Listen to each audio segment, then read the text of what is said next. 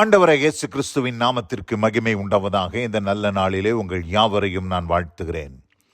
இந்த நாளின் தியானத்திற்கு என்று தெரிந்து கொள்ளப்பட்ட வேத பகுதி 2 நாளாகமம் 24 அதிகாரம் 2 வசனம்.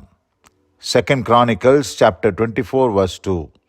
ஆசாரியராகிய யோய்தாவின் நாளெல்லாம் யோவாஸ் கர்த்தரின் பார்வைக்கு செம்மையானதை செய்தான். ஆமென்.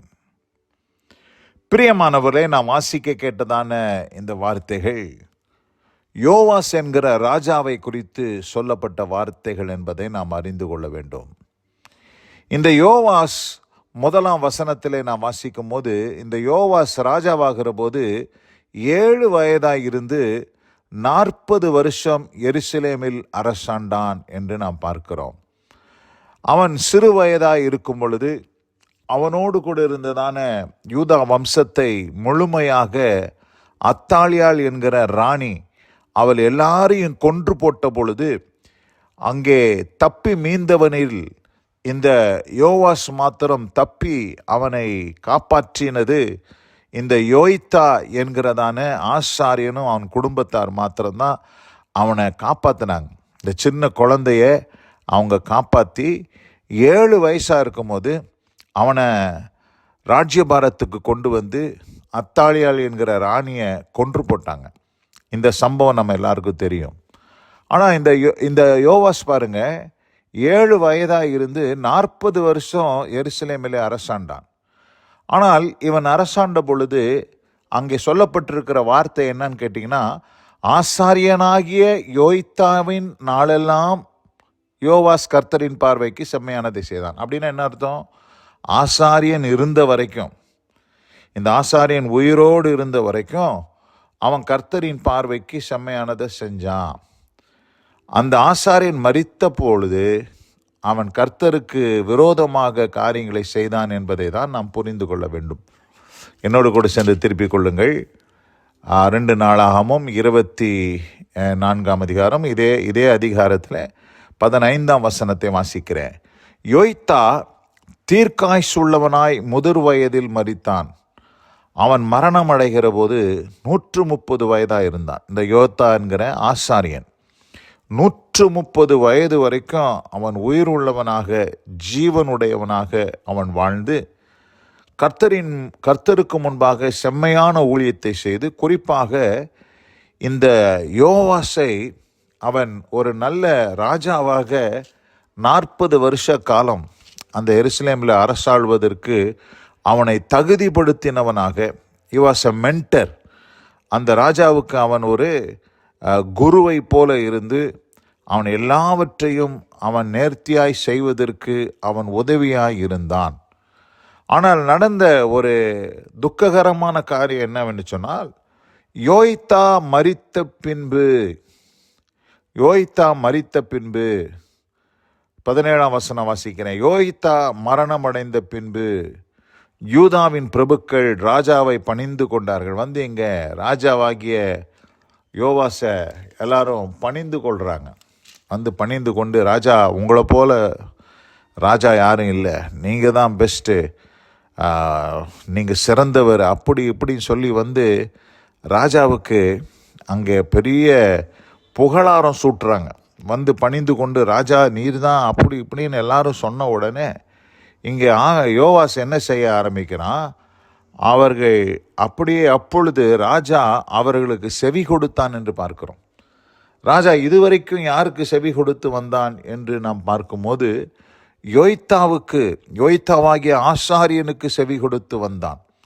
ஆனால் இந்த ராஜாவுக்கு பாருங்க, சுய அறிவே இல்லை.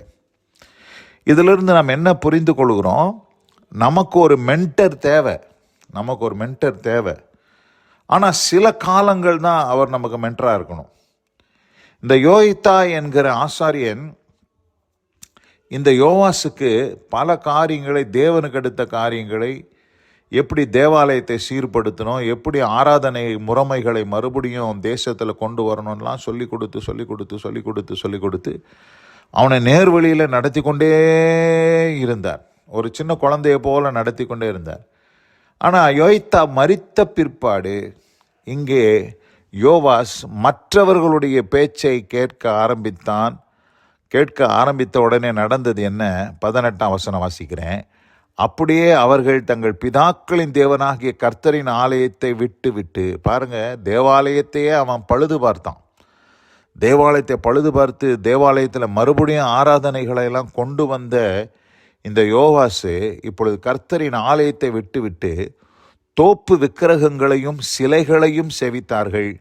அப்பொழுது அவர்கள் செய்த இந்த குற்றத்து நிமித்தம் யூதாவின் மேலும் எருசலேமின் மேலும் கடும் கோபம் மூண்டது. பாருங்க, கர்த்தருடைய கோபம் அவர்கள் மேல் மூழ்வதற்கு இந்த இடத்துல யோவாஸ் ஒரு காரணமாக மாறிட்டான். பிரியமானவர்களே, இதிலிருந்து நாம் என்ன தெரிந்து கொள்கிறோம் என்று சொன்னால், நம்முடைய ஆரம்பங்கள் நல்ல ஆரம்பம். 8 வயசில் அங்கே தன்னுடைய பணியை ஆரம்பிக்கிறான். யோவாஸ் 7 வயதாக இருக்கும் பொழுது தன்னுடைய அரச வேலையை ஆரம்பிக்கிறான். ராஜ்யபாரத்துக்கு வரான். 7 வயசுலேருந்து அவன் தன் ஜீவிய காலமெல்லாம் 40 வருஷம் அவன் அரசாண்டான்.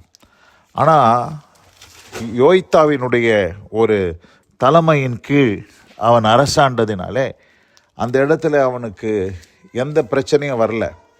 ஆனால் ஒன்ஸ் யோய்த்தா என்கிறதான பிரதான ஆசாரியன் மரித்த பிற்பாடு இந்த இடத்துல எல்லாமே தலைகீழாக மாறிடுச்சு. அவன் பாருங்க, கர்த்தரை சேவிக்கிறதை விட்டுட்டு அந்நிய தேவர்களை சேவிக்கும்படியாக அவன் கடந்து சென்றதை நாம் பார்க்கிறோம். பிரியமானவர்களே, இந்த அருமையான இந்த நல்ல நாளில் இதிலிருந்து நம்ம என்ன புரிந்து கொள்கிறோன்னு சொன்னால், நம்ம கர்த்தருடைய காரியங்களிலே நாம் வளர வேண்டும்.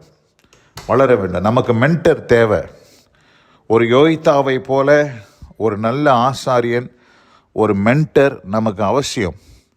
ஆனால் அந்த மென்டர் நமக்கு சில காலங்கள் நமக்கு மென்டராக இருந்தால் போதும். அதுக்கப்புறம் நம்ம என்ன செய்யணும்னு கேட்டிங்கன்னா, கர்த்தருக்குள்ளே வேர்கொள்ளணும். கொலோசியர் 2ஆம் அதிகாரத்துக்கு நாம் திருப்பிக் கொள்வோம். அங்கே நீங்கள் வாசிக்கிற வார்த்தையை நீங்கள் கேட்பீர்களானால் அது நலமாக இருக்கும் என்று சொல்லி நான் கருதுகிறேன். கொலோசியர் 2ஆம் அதிகாரம் 6ஆம் வசனத்துக்கு நாம் திருப்பிக் கொள்வோம். ஆகையால் நீங்கள் கர்த்தராகிய கிறிஸ்து இயேசுவை ஏற்றுக்கொண்டபடியே, எப்படி நீங்கள் இயேசுவை ஏற்றுக்கொண்டீங்களோ அப்படியே நீங்கள் இருந்து கொண்டே இருக்கக்கூடாது. ஏற்றுக்கொண்டபடியே அவருக்குள் வேர்கொண்டவர்களாக, முதல்ல என்ன செய்யணும்? Must be rooted. அவருக்குள் வேர்கொண்டவர்களாக, அவர் மேல் கட்டப்பட்டவர்களாக, அவருக்குள் நடந்து கொண்டு, வாக் வர்தி. கிறிஸ்டியன் லைஃப்பில் நமக்கு வாக்கு ரொம்ப முக்கியம். நம்ம எப்படி நடக்கிறோம் அப்படின்றது ரொம்ப முக்கியம். அவர் மேல் கட்டப்படணும். கிறிஸ்து இயேசுவினுடைய வார்த்தையை மையமாக வைத்து அவர் சொல்லிய வசனத்தை நாம் ஏற்றுக்கொண்டு அந்த வார்த்தையின் மேல் நாம் கட்டப்படும் பொழுது நம்ம ஆவிக்குரிய வாழ்க்கையில் வளருவோம் என்பதிலே எந்த சந்தேகம் இல்லை. இங்கே யோவாஸ் பாருங்க, அவன் யோய்த்தாவினுடைய அவன் பேம்பர் பண்ணி வளர்த்துட்டான். அந்த யோய்த்தா இருக்கிற வரைக்கும் அவன் ஒழுங்காக இருந்தான். யோய்த்தா மரித்த பிற்பாடு அவன் பின்வாங்கி போயிட்டான். இன்றைக்கி நிறைய பேர் அப்படி தான்.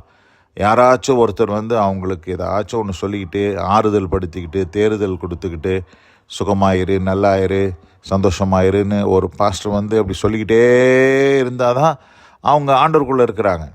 கொஞ்சம் 1 வாரம் 2 வாரம் அவங்க சபைக்கு வராமல் இல்லைன்னா பாஸ்டர் கண்டுக்கிடாமல் விட்டுட்டாங்கன்னா அவங்க அப்படியே போயிடுறாங்க. இப்படி இருக்கக்கூடாது. நம்ம கர்த்தருக்குள்ளே வேர்கொள்ளணும், கர்த்தர் மேல் கட்டப்படணும், கர்த்தருக்குள் நடந்து கொள்ளணும். அதுதான் நமக்கு கொடுக்கப்பட்டிருக்கிற அழைப்பு. இன்றைக்கி வேர்கொண்டு நாம டிசைபிள்ஷிப் என்பது இட்ஸ் ஒரு டைம் ஸ்பேன் இருக்குது. டிசைப்பிளிங்கிறது ஒரு குறிப்பிட்ட நேரத்துக்கு நம்ம சீஷராக பயிற்சி வைக்கப்படுகிறோம். இயேசு கிறிஸ்து தம்முடைய சீஷர்களுக்கு 3.5 வருஷம் அந்த டிசைபிள்ஷிப் ட்ரைனிங் கொடுத்தாரு. அதுக்கப்புறம் அவங்க டிசைப்பிளாக இல்லை, அவங்க பார்த்திங்கன்னா மற்றவங்கள டிசைபிள்ஸாக மாற்ற போயிட்டாங்க. அப்படி தான் நாம் வளரணும். வளராமல் அப்படியே நம்ம இருந்துக்கிட்டே ஒரே நிலையில் நம்ம இருக்கிறது அது தவறான காரியம். நம்மளை வழி நடத்தினவங்க நம்மளை விட்டு போகும் பொழுது நம்மளும் வழி தப்பி போயிடுவோம் அப்படின்றதுல எந்த சந்தேகம் இல்லை. எப்படி இங்கே யோய்த்தா மரித்த பிற்பாடு அவன் அவன் கர்த்தரை விட்டுட்டு தேவாலயத்தை விட்டுட்டு அந்நிய தேவர்களை சேவிக்க போயிட்டானோ அதுபோல் நம்முடைய வாழ்க்கையில் நடக்கவே கூடாது. அதனால் நல்ல ஒரு ஆரம்பம், யோவாசுடைய ஆரம்பம் நல்ல ஆரம்பம். 7 வயசில் ஆரம்பித்தான். ஆனால் அவனுடைய அந்திய காலத்தில் அவன் பின்மாறி போனதை நாம் பார்க்குறோம். அதனால் பிரியமானவர்களே, நம்ம எல்லாருமே நல்ல ஆரம்பங்களை ஆரம்பிக்கிறோம். ஆனால் முடிக்கும் பொழுது ஒரு நல்ல முடிவாக முடிக்கணும். அதுதான் ரொம்ப முக்கியமானது.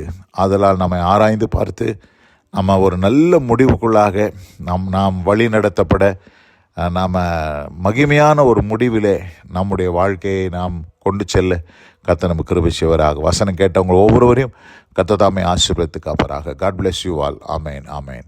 நாம் ஜெபிப்போம். எங்கள் அதிகமாய் நேசிக்கிறதான் எங்கள் அன்பின் பரலோக பிதாவே, நாங்கள் தியானிக்க கேட்ட இந்த வார்த்தையின்படி ஆண்டவரே, யோய்தா மரணம் அடைந்த பின்பு யோவாசு அவன் பின்மாறி போனான் என்று நாங்கள் வேதத்தில் வாசித்தோம். ஆண்டவரே, யோய்தா இருக்கும் காலம் அளவும் அவன் கர்த்தருடைய பார்வைக்கு செம்மையானதை செய்தான் என்று வேதம் சொல்லுகிறது. ஆண்டவரே, நாங்களும் அப்படியே இருந்து விடாதபடி எங்களை யாரோ ஒருத்தர் மேய்த்து கொண்டே இருக்க வேண்டும் என்கிற நிலை மாறி நாங்கள் கர்த்தரை ஏற்றுக்கொண்டபடியே அவருக்குள் வேர்கொண்டு அவர் மேல் கட்டப்பட்டு அவருக்குள் நடந்து கொள்ளுகிறவர்களாய் மாற கர்த்தர் எங்களுக்கு கிருபை செய்தலும்படியாய் ஜெபிக்கிறேன். பூரணராகும்படி கடந்து போக எங்களுக்கு கிருபை செய்தலும். ஆசீர்வதித்து வழிநடத்தி காரும் நாமத்தை மகிமைப்படுது. இயேசு கிறிஸ்துவின் வல்ல நாமத்தில் பிதாவே. ஆமேன், ஆமேன், ஆமேன்.